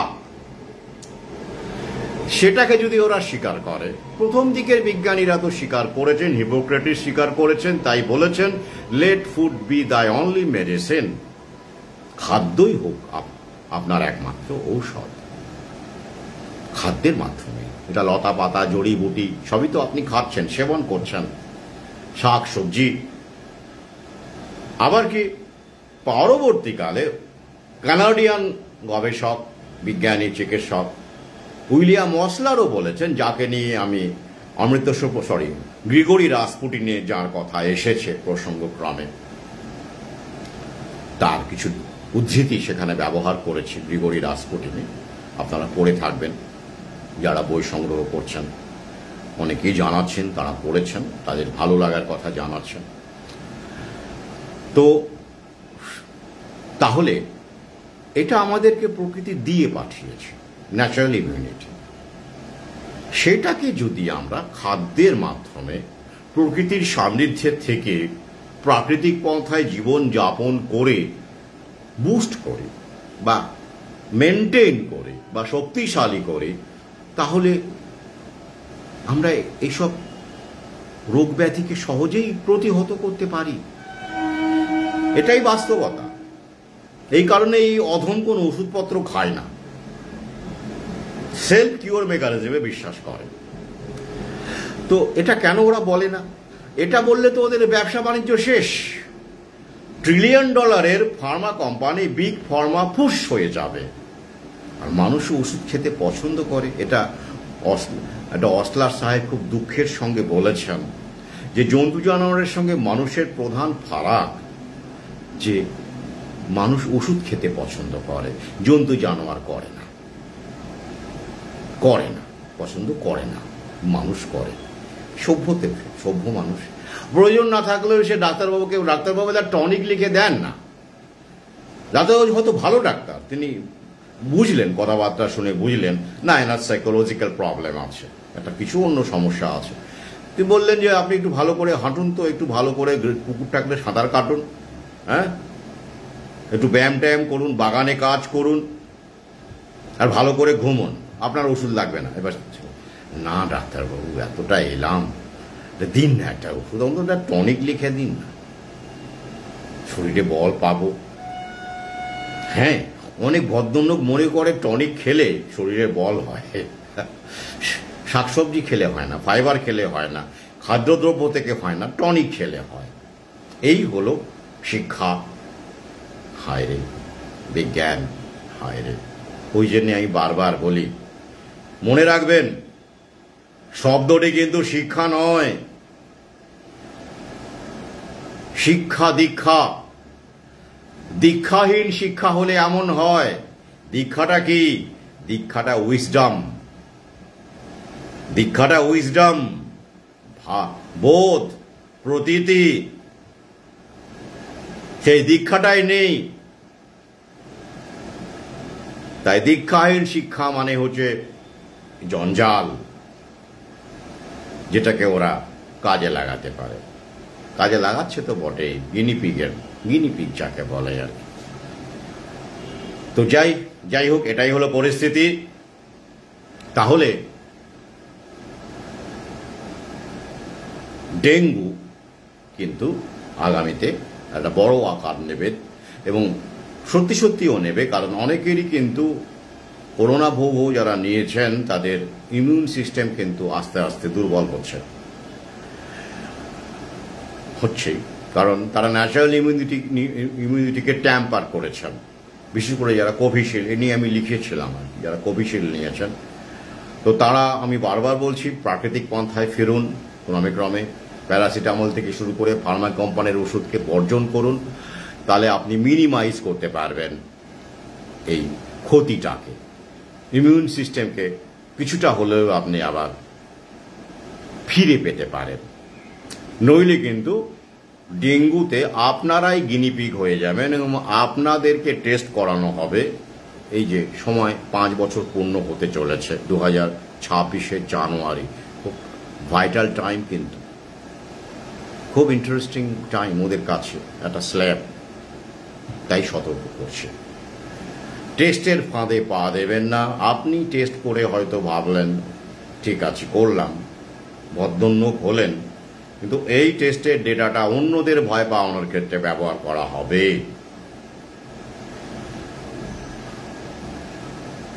আর অ্যাসিমটোমেটিক ডেঙ্গু বলে ওরা কিন্তু আমাদের গতিবিধিকেও নিয়ন্ত্রণ করার চেষ্টা করবে আগামীতে। অর্থাৎ যাদের ডেঙ্গু নেই তাদেরকেও টেস্ট করতে বাধ্য করবে ওরা। অর্থাৎ উপসর্গহীন মানুষকেও আপনি যখন বলবেন না আমার তো কোনো সমস্যা নেই, আমার তো প্লেটলেট কাউন্ট দুর্বল লাগছে না, তার প্লেটলেট কাউন্ট করার আমার দরকারও নেই, আমার কোনো রকম সমস্যা নেই, আমি সমস্ত কাজই স্বাভাবিকভাবেই করতে পারছি, তখন ওরা বলবেন না না না, আপনি উপসর্গহীন ডেঙ্গু আপনার থাকতে পারে, আপনাকে টেস্ট করতেই হবে। অর্থাৎ যত টেস্ট করবে ততই তো ওরা দেখাতে পারবে, পজিটিভই হোক আর ফলস পজিটিভই হোক। তাই একই রকমভাবে করোনার সময় যেমন সুস্থ লোকজনকেও প্রোটেকশন নিতে, বিধি মানতে বাধ্য করা হয়েছিল, কারণ তারা পোটেনশিয়াল সুপার স্প্রেডার এমনটাই বলা হয়েছিল, মানুষ সেটা বিশ্বাসও করেছিল। একই রকমভাবে এই ডেঙ্গুর ক্ষেত্রেও বাইরে বেরোনোর ক্ষেত্রে এরকম বলা হবে যে আপনাকে, আপনার ডেঙ্গু নেই তো কি হয়েছে, আপনার উপসর্গহীন ডেঙ্গু থাকতে পারে, তো আপনাকে কামড়ে কোনো মশা অন্য লোককে কামড়ালে কি হবে, ঘরে থাকুন। অর্থাৎ সেরকমভাবে লকডাউন না হলেও মানে ভিড় এলাকা না যেতে বলা বা ভিড় ভাড়কে কন্ট্রোল করা, বিভিন্ন রকমভাবে ডেঙ্গু বিধি প্রয়োগ করা, এটা আসবেই আগামীতে। এটা কারণ অ্যাসিমটোমেটিক কথাটা ঢুকিয়ে দেওয়া হলো, কিন্তু তাই সতর্ক থাকুন, প্যানিকে পা দেবেন না। এবারে আসছি শেষ অংশে, অ্যানথ্রাক্স। এই নিয়ে আমি ফেসবুক পেজে একটা পোস্ট দিয়েছি, কিছু লিখেছি। ওই যে আগেই বলেছিলাম যে ওরা চাইছে যে মানুষ কষায়, যারা ধরুন গরু ছাগল কেটে বিক্রি করে, তারা শত্রু। কাদের শত্রু? কর্পোরেটে ফ্রোজেন মিট যারা মলে মাংস বিক্রি করে তাদের শত্রু, এবং যারা ল্যাব মিট আনছেন, বিল গেটস প্রচুর ইনভেস্ট করেছেন $1 বিলিয়ন, তাদের শত্রু। তাই এই সংযুক্তি ধ্বংস করতে হবে। সর্বোপরি গ্রাম থেকে গ্রামের গরু ছাগল পোষাই বন্ধ করে দিতে হবে, যাতে করে মানুষ ভয় পায়। আর গরু ছাগল না পুষলে বা ব্যয়বহুল হলে বা ভয় দেখালে, রোগ ছড়ানোর ভয় দেখালে, তাহলে কি হবে? গ্রামে গঞ্জে গরু ছাগল পোষা বন্ধ হয়ে গেলে, খামারে গরু ছাগল পোষা বন্ধ হয়ে গেলে কষায়ও থাকবে না, বাঁশ না থাকলে বাঁশিও বাজবে না, অর্থাৎ মাংসও বিক্রি হবে না পথে ঘাটে কেটে কুটে। তাহলে কারা মাংস বিক্রি করবে? শপিং মল মাংস বিক্রি করবে, কর্পোরেট মাংস বিক্রি করবে, এবং পরবর্তীতে বিল গেটসের বড় বড় যেসব কোম্পানি আছে, হ্যাঁ, সেসব মাংস কালচার্ড মিট বা ল্যাব মিট আমাদেরকে বিক্রি করবে। অর্থাৎ খাদ্যটাকে টোটাল, এখানে এমন মাংসের কথা হচ্ছে, সবকিছুই ওরা নিজের কন্ট্রোলে নেবে।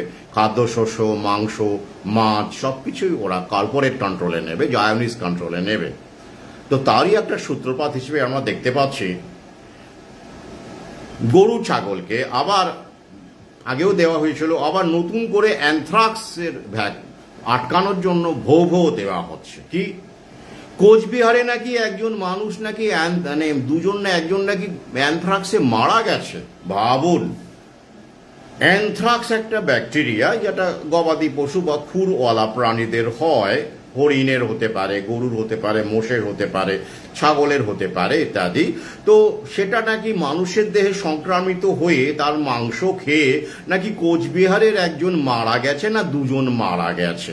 ভাবুন, মানুষ মুরগি হলে এবং মিডিয়াকে পয়সা দিয়ে কিনে ফেলতে পারলে, দালাল মিডিয়া যারা আমাদের মতোই লোকজন সেখানে চাকরি বাকরি করে, কি করবেন বলুন তো?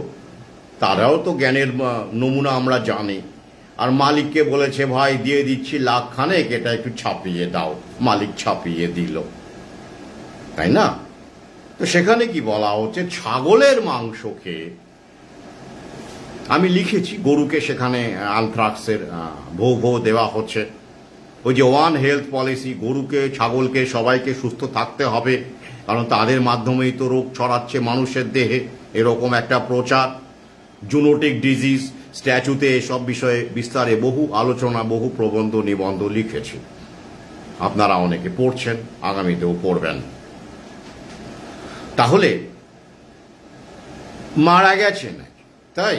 আচ্ছা, কেন মাংস খেয়ে মারা গেছে? কি রকম মাংস খেয়েছিল ছাগলের? এই প্রশ্নটা কেউ করছে? মনে হয় না কেউ করছে। আমার সহযোদ্ধারা অবশ্যই করবেন, সে বিশ্বাস আমার আছে। কাঁচা মাংস তো খাননি, রান্না করে খেয়েছেন। বেশ। তো অ্যানথ্রাক্সের জীবাণু, ব্যাকটেরিয়া কত টেম্পারেচারে মরে? বলা হয় অ্যানথ্রাক্সের স্পোরটা নাকি খুব রেজিস্ট্যান্ট, মানে যেটা বীজ আর কি, যেটা মাটির তলায় থাকতে পারে নাকি ডরমেন্ট হিসেবে, আবার নাকি পরে ছড়ায়, এরকম ওরা তত্ত্ব আনে, ওদের তত্ত্ব আছে, ওদের বিজ্ঞান টিজ্ঞান তেমনই বলছে। তো সেটা নাকি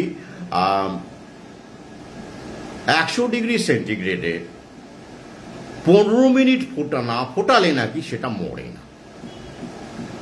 বেশ, মেনে নিলাম 100 ডিগ্রি সেন্টিগ্রেডে 15 মিনিট ফোটালে মরবে, তার আগে মরবে না। তো আমরা মাংস রান্না করি কতক্ষণ ধরে? 15 মিনিটে মাংস, খাসির মাংস রান্না হয়, ছাগলের মাংস 15 মিনিটে রান্না হয়? হয় না। কত হিট ব্যবহার করি আমরা? যে ডোমেস্টিক ওভেন ব্যবহার করি সেখানকার টেম্পারেচার কতটা রিচ করে হাই ফ্লেমে? 260 ডিগ্রি সেন্টিগ্রেডেরও বেশি, 260 থেকে 280 এইরকম একটা রেঞ্জে।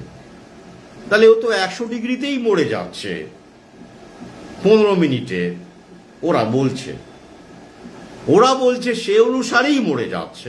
তাহলে একটা মানে মাটন, খাসির মাংস তো আমরা যে ওভেনে ব্যবহার করি, হাই ফ্লেমও ব্যবহার করি, এবং সেটা না হলে সেদ্ধ হয় না। তো সেটা তো পাগলেও বলবে না, কিন্তু এই যে সেই তথ্যটা তো আমাদের দেওয়া হবে না যে আমরা যে পদ্ধতিতে মাংস রান্না করি, সেটা মুরগির মাংসই হোক আর খাসির মাংসই হোক আর গরুর মাংসই হোক, যে টেম্পারেচারে রান্না করি তাতে করে কোনো ভাইরাস জীবাণু বেঁচে থাকতে পারে না। কিন্তু ওই যে মানুষ দেখতে পাচ্ছে ওই যে গরু, বাবা গরু থেকে রোগ হবে, এই যেটা ভয় ছড়িয়ে দেওয়া। প্রথম মানুষ ভয় পাবে না, কিন্তু আস্তে আস্তে ভয় পাবে। কেন বলুন তো? এই যে গরুকে যেসব গুঁজে দিচ্ছে, আগামীতে আরো গুঁজবে, সেইখান থেকে কিন্তু গরু অসুস্থ হবে। দুধ দেওয়া, আমি এটা নিয়েও লিখেছি স্ট্যাচুতে, অনুগ্রহ করে বইটি সংগ্রহ করুন এবং সেখানে নতুন বিশ্ব ব্যবস্থার যে উপরে যে প্রবন্ধ এবং আলোচনা এবং ব্যক্তিগত উপলব্ধিগুলো আছে সেগুলো অবশ্যই পড়ুন। যাই হোক, এবার গরুর দুধ কমে যাবে, কারো একেবারে বন্ধ হয়ে যাবে এবং প্রজনন ক্ষমতাও বন্ধ হয়ে যাবে এবং অসুস্থ হবে, এবং সেই ভৌভবের যে রেসিডিউ সেটা দুধের মধ্যে দিয়ে, মাংসের মধ্য দিয়ে মানুষের মধ্যে ছড়াবে। আগে হ্যাঁ, যেমন করে করোনার ভৌ আপনাদের গুঁজিয়ে দিয়েছে, অর্থাৎ করোনার স্পাইক প্রোটিন আপনাদের মধ্যে ঢুকিয়ে দিয়েছে, তেমনই গরুগুলোর মধ্যে অ্যানথ্রাক্সের কোনো গল্প ছিল না। আমাদের দেশে কটা গবাদি পশু অ্যানথ্রাক্সে মরে বলুন তো? কোনো ডেটা ওরা দিতে পারবে না, নেই কোনো ডেটা। কোথায় অ্যানথ্রাক্স? না, আমি শোনেনি গ্রামের লোকজন। কিন্তু মানে আমরা তোমাদের ভালো চাই, এরকম একটা বিজ্ঞাপন দিয়ে মানুষের বিশ্বাস অর্জন করি যে ভ্যাকসিন কত ভালো, সরকার ভালো চাইছে, আর সরকার তো ভাতা ফাটা দিচ্ছে, আর মনের মতো সব রাজনৈতিক দলটলও রেখে দিয়েছে আর কি, তারাও তো বলছে। সেটা দিয়ে গরু ছাগলের শরীরে অ্যানথ্রাক্স লাইভ অ্যাটুনিয়েটেড কিন্তু ঢুকিয়ে দেওয়া হচ্ছে আসলে। অর্থাৎ যে রোগের নাম করে ওরা ভ্যাকসিনটা গুঁজে দিচ্ছে, সেই রোগেরই কিন্তু ওরা বলবে দুর্বল একটা রূপ, লাইভ অ্যাটিনিউয়েটেড, অর্থাৎ দুর্বল একটা করে একটা জীবাণু আমরা ঢুকিয়ে দিচ্ছি বা প্রতিরোধক হিসেবে ঢুকিয়ে দিচ্ছি। কিন্তু ওটা কৌশল, অর্থাৎ ওরা প্ল্যানফুলি গরু ছাগলকে অসুস্থ করছে। এটা আমার বিশ্লেষণ, কিন্তু একমত না হলেও হবেন না, ভালো, আপনাদের ব্যক্তিগত বিষয়। কারণ এটা ওরা চায়, এটা আমার একেবারে গভীর উপলব্ধি, এ নিয়ে আমার কোনো সন্দেহ নেই। ওরা মানুষের জীবিকা দিতে পারছে না, মানুষের চাকরি বাকরি নেই, কর্মসংস্থান নেই, নিয়োগ বন্ধ, আর গরু ছাগলের ভালো চাইছে। এই বোধটা আপনার আছে কি? এটুকু ভাববেন। গরু ছাগলের ভালো চেয়ে ওরা গরু ছাগলকে ভ্যাকসিন বুঝছে না, না না, ওটার মাধ্যমে, মাংসের মাধ্যমে, দুধের মাধ্যমে মানুষ আক্রান্ত হবে, মানুষ অসুস্থ হবে, এবং তখন বলা হবে এই যে গরু থেকে ছাগল থেকে রোগ ছড়াচ্ছে, ভয়ঙ্কর প্রাণঘাতী রোগ। তখন কি হবে? এগুলো বহু পরিকল্পনা। দুধ বন্ধ হয়ে গেলে গোয়ালা গরু পুষবে না, মানুষ পুষবে না, লাভ নেই। কেন গরু পুষবো? অসুস্থ হয়ে গেলে তার আবার সমস্যা, মরে গেলে তার আবার সমস্যা। তো সুতরাং লাভজনক থাকবে না। বিধিনিষেধ আসবে, গরুর আধার কার্ড আপনারা জানেন, কন্ট্রোল আসবে, বিভিন্ন রকম ভ্যাকসিন দিতে হবে, এটা মানতে হবে, ওটা মানতে হবে, ওই যে ডেঙ্গুর জল জমা চলবে না গোয়ালে, বিভিন্ন রকমের কঠোর বিধিনিষেধ এনে গোয়ালা এবং যারা গরু পালন করে জীবিকা অর্জন করেন, গরু ছাগল, তাদের লাইফ ওষ্ঠাগত করে দেওয়া হবে জীবন। তারপরে কি হবে? তারপরে আবার শেষ, ওই যে রোগ হচ্ছে মানুষের, কোন দিকে যাবেন? তখন মানুষ ক্ষেপে, কি বলবো, অনন্যোপায় হয়ে সব জীবিকা বন্ধ ছেড়ে দেবে। তখন ওরা ভাতা ধরিয়ে দেবে, পশু খামার বন্ধ হয়ে যাবে, কষাই উঠে যাবে, গ্রামে গঞ্জে আর জন্তু জানোয়ার দেখতে, গরু ছাগল দেখতে পাবেন না। ইতিমধ্যেই গরু অনেক কমে গেছে, দেখতে পাবেন। আগে কৃষিকার্যে ব্যবহার হতো, এখন একটু দুধের জন্য কেউ পোষে, পুরোটাই তখন কি হবে, কর্পোরেটের হাতে চলে যাবে। ওরা প্রথমে প্যাকেট করা মাংস বিক্রি করবে, ওই মেশিনে স্টান্ট করে আর কি, মানে একসাথে মাস, যেটাকে বলে মাস বুচারি, মাস কিলিং, একসাথে শয়ে শয়ে গরু, হাজার গরু, ওরা গরু ছাগল ওরা কাটবে বা বধ করবে, করে সেখান থেকে মাংস, স্যানিটাইজ মাংস, ব্যাকটেরিয়া ফ্রি মাংস, অ্যানথ্রাক্স ফ্রি মাংস বলবে, আমাদের মাংসে কোনো জীবাণু নেই, ভাইরাস নেই, দারুণ দুর্দান্ত, আপনারা নিশ্চিন্তে খান। ভদ্রলোকেরা লাইন দিয়ে কিনবেন। বাবা ছি ছি, ওই ছেলেটা আমাদের পাড়ার, জানেন, পুলিশ বারণ করেছে, একবার তুলে নিয়ে গিয়েছিল, তাও ভেতরে ভেতরে খাসি কেটে গোপনে ব্ল্যাকে বিক্রি করছে ভেতরে ভেতরে, জানেন তো কত লোককে অসুস্থ করছে। আপনি আপনার পাড়ার ছেলের শত্রু হয়ে গেলেন, আর আপনি কর্পোরেটের দালাল হয়ে গেলেন। কেন? স্যানিটাইজ মিট কিনছেন, স্মার্টলি অনলাইন পেমেন্ট করে কিনছেন, জোম্যাটো থেকে বলে কিনছেন, হ্যাঁ, ফ্লিপকার্ট থেকে নিচ্ছেন, অমুক থেকে নিচ্ছেন, তমুক থেকে নিচ্ছেন, আমাজন থেকে নিচ্ছেন, একেবারে ফ্রোজেন মিট, দুর্দান্ত। কি ভদ্রলোক হয়ে আরো এক স্টেপ এগিয়ে গেলেন। পাশাপাশি কি করলেন? আপনার ঘরের যুবক যুবতী, তাদের জীবিকা ধ্বংস করলেন, সংযুক্তি ধ্বংস করলেন, আপনার দেশের যুবক যুবতীর সংযুক্তি ধ্বংস করলেন। আপনি ভাবলেন বাহ, আমার ছেলে পেলে দারুণ, দুর্দান্ত, ব্রিলিয়েন্ট, ওদের অসুবিধা হবে না। কিন্তু আগুন আপনার ঘরেও যখন লাগলো, তখন ইটস টু লেট। দেখবেন আগামীতে, বিশেষ করে যারা মধ্যবিত্ত, উচ্চ মধ্যবিত্ত, একদম উচ্চবিত্ত তো তাদের কথা বাদ দিন, তারা নতুন বিশ্ব ব্যবস্থায় কতজন ভালো, মানে তাদের সন্তান সন্ততি কতজন করে কমবে খেতে পারে, সেটাই দেখার আছে। কত শতাংশ একাডেমিক ডিগ্রি, একাডেমিক শিক্ষা শেষ, বহু আগেই আমি বলেছিলাম। এবার দেখুন, এই অ্যানথ্রাক্সে আদৌ কত মানুষ মরেছে। আমেরিকাতে একটা ওই বায়োটেরর আক্রমণ নাকি হয়েছিল অ্যানথ্রাক্স নিয়ে, তাতে কয়েকজন নাকি অসুস্থ হয়েছিল, সে বহু বছর আগে, বিগত শতাব্দীতে।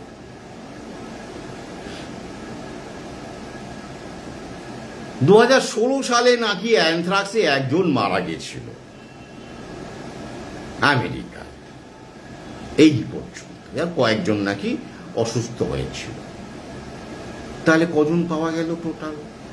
টোটাল পাওয়া গেল 3 জন মতো, 3-4 জন মতো গোটা বিশ্বে এতদিন পর্যন্ত অ্যানথ্রাক্সে মানুষ নাকি মারা গেছে। ওদের তথ্যই বলছে, কিন্তু ওদের তথ্যটাই বলছি আমি। তো অ্যানথ্রাক্সের জীবাণু প্রথম কবে পাওয়া গেল? 1850 সালে প্রথম পাওয়া গেল।